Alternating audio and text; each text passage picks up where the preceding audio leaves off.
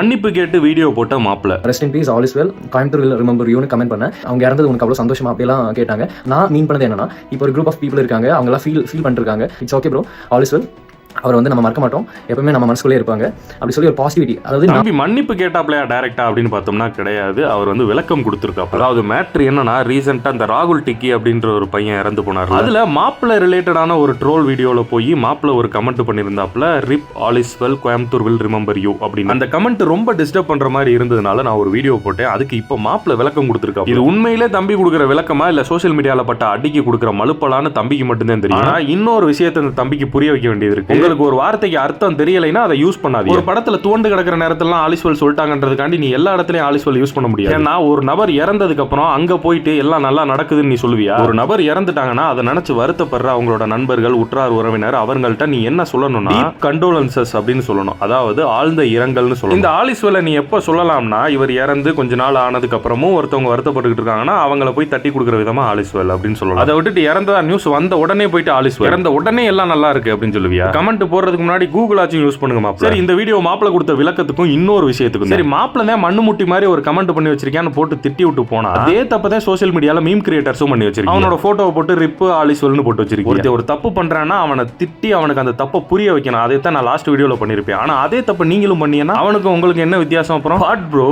This is wrong bro.